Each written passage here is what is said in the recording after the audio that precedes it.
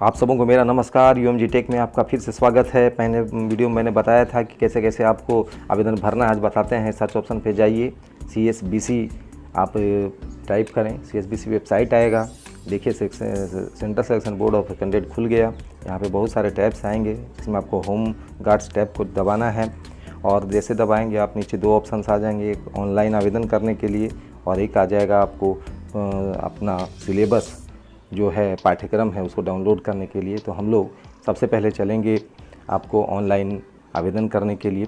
तो ऑनलाइन आवेदन देखिए ऊपर का जो है उसको हम लोग टच करते हैं तो ये ऑप्शन आता है, इसको हम लोग ओके करते हैं। तो ओके करते साथ देखिए साइट खुल जाता है रजिस्ट्रेशन करने का और इसको हम लोग 3 स्टेज में रजिस्ट्रेशन होता है। सबसे पहले स्टेज में रजिस्ट्रेशन होगा, उसके बाद आपको एप्लीकेशन फिल करने के लिए कहा जाएगा, उसके बाद आपका एप्लीकेशन दिखाया जाएगा। पेमेंट होने के बाद ये आपका एप्लीकेशन दिखाने लगेगा और ये सबमिट हो जाएगा आपका आवेदन। तो चलिए देखते हैं सबसे पहले कि इसमें बहुत सारे नियम्स दिए गए हैं, उसको आप ज़रूर ध्यान से पढ़ लें। बिना उसको पढ़े हुए नहीं भरेंगे तो दिक्कत हो जाएगी।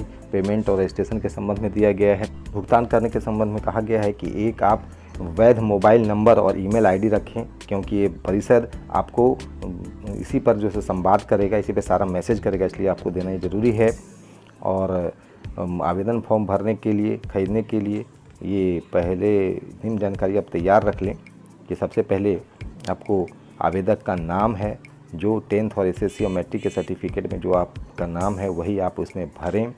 और आपका नागरिकता है जिसमें केवल भारतीय हैं वही आवेदन कर सकते हैं, आप देख सकते हैं।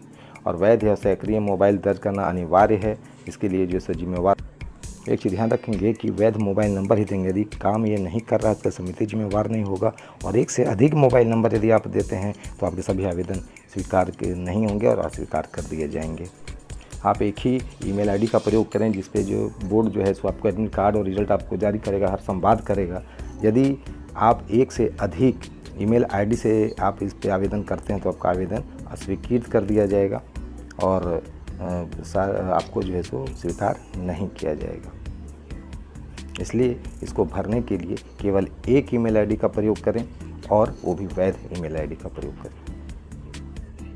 यदि आप बिहार के निवासी हैं तो उसे हाँ चुनें, यदि नहीं बाहर के हैं तो आप नहीं चुनें।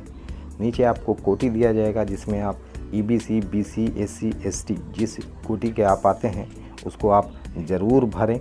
और से बाहर के छात्र सामान्य कोटि में भरेंगे और एक बार आपका आवेदन पत्र पर आरक्षण की कोटि परिवर्तन नहीं की जाएगी। आप देख सकते हैं कि उम्र दी गई है कि कितने कितने उम्र के लोग भर सकते हैं और रक्षकों के लिए कौन कौन सी उम्र होगी। आप इसको स्क्रीन पर देख लें, पॉज करके आप देख सकते हैं। इस तरह से आप अपना उम्र पता लगा सकते हैं कौन कौन अभ्यर्थी इसको। एक चीज़ ध्यान देंगे कि वैसे होमगार्ड जिन्होंने 5 वर्ष की सेवा पूरी नहीं की है या जिनकी उम्र जो है सो 24 वर्ष से कम होती है, उन्हें अधिकतम आयु सीमा में गैर रक्षक का आवेदक माना जाएगा। उसके बाद दाएं प्रोसीड बटन है, उसको क्लिक करें। इससे आपका विवरण सामने स्क्रीन पर आ जाएगा। यदि आपको लगता है कि उसमें कुछ सुधार की आवश्यकता है तो आप एडिट बाएं साइड में एडिट डिटेल्स बटन है, उस पर जाएं, उसे सुधार कर लें और फिर प्रोसीड बटन को दबाकर आगे बढ़ें, क्योंकि एक बार पेमेंट होने के बाद फिर आप इसको सुधार नहीं सकेंगे। इसका विशेष ख्याल रखें। अब देखते हैं कि किसको कितना पेमेंट करना और कैसे पेमेंट करना है। इसमें विभिन्न कोटि का राशि आपको दिखाया जा रहा है और इसमें देख सकते हैं सामान्य EBC और ECBC के लिए 450 रुपया, जबकि ST SC के लिए 112 रुपया भुगतान करना होगा। सफल भुगतान करने के बाद आपके आईडी पर एक संदेश प्राप्त हो जाएगा कि आपका भुगतान हो गया है। आपका इसका विशेष ख्याल रखेंगे। एक रजिस्ट्रेशन के लिए एक ही बार भुगतान करें, बहुत बार भुगतान से बचें, क्योंकि बाद में कोई भी राशि आपको लौटाई नहीं जाएगी।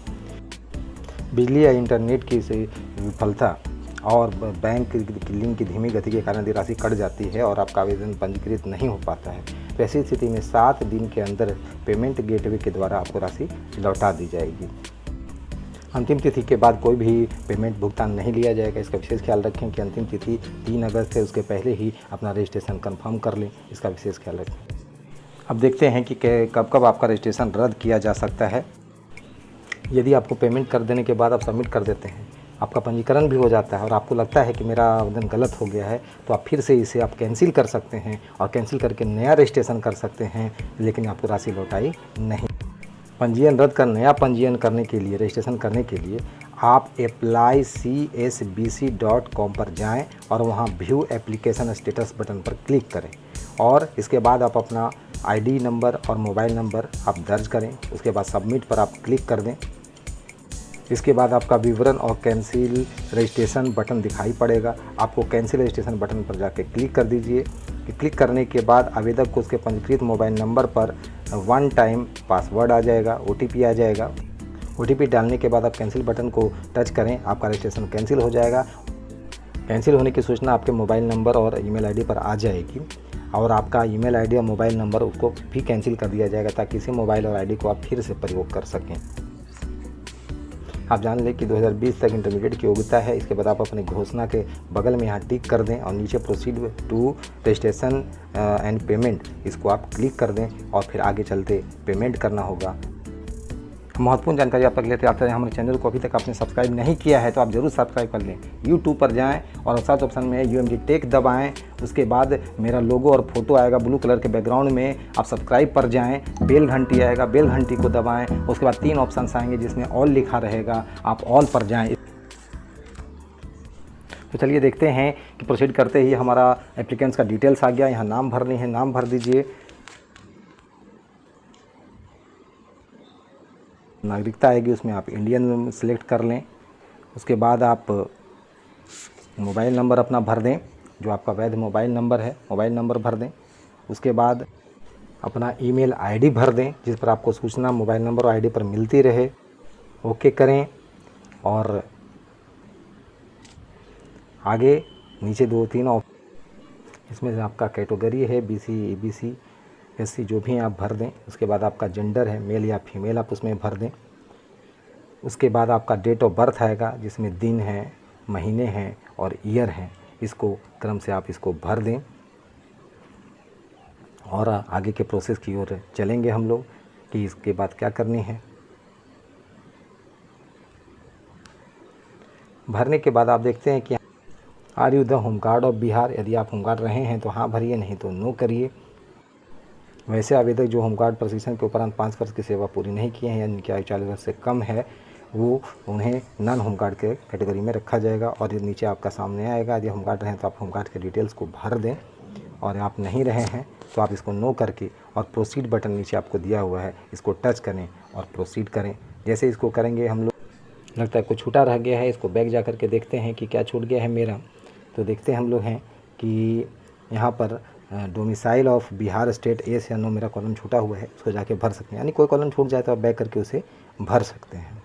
प्रोसीड करने के बाद आपका आवेदन कंफर्म हो जाएगा और आपके सामने कंफर्मेशन का देखिए आ गया आपका confirmation, registration preview and confirmation, आपका सारा डिटेल्स आ जाएगा। यहाँ पर आप इसको मिला सकते हैं कि मेरा कोई गलत हुआ है या सारा चीज़ सही है। और यदि और फिर नीचे आपका घोषणा है और यहाँ पे कैप्चा है, कैप्चा दिया हुआ है, आप इसको कैप्चा को टिक करें।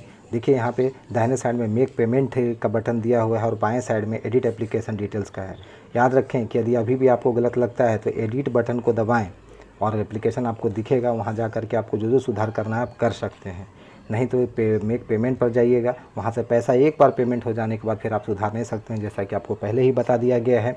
तो चलिए देखते हैं कि हम पेमेंट कैसे करेंगे और इसके लिए हम लोग फिर प्रोसीड बटन पर जाते हैं और पेमेंट के लिए आगे बढ़ते हैं। तो मेक पेमेंट को हम लोग दबाते हैं और बैंक के लिए हम लोग तैयार हो जाएं कि कौन बैंक से हमें कैसे पेमेंट करनी है।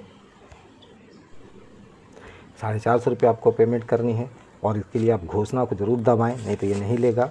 और घोषणा को दबाने के बाद हम लोग जैसे ही मेक पेमेंट बटन को क्लिक करते हैं तो हमारे सामने आता है कि are you sure, do you want to submit the details. तो हम लोग इसको ओके कर देंगे और देखेंगे कि बैंक का लिंक खुलने लगेगा। यहाँ पे SBI नेट बैंकिंग आपका दिया हुआ है, अदर बैंक आपका दिया हुआ है।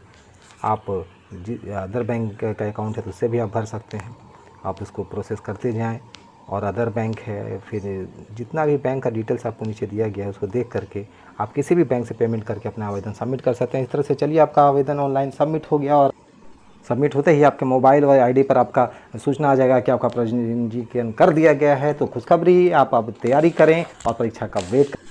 तो चलिए हमारे चैनल को सब लोगों को भेज दीजिए, करीबी रिश्तेदारों को, ताकि सब इससे आवेदन कर नौकरी प्राप्त कर सकें और जन कल्याण का काम करें।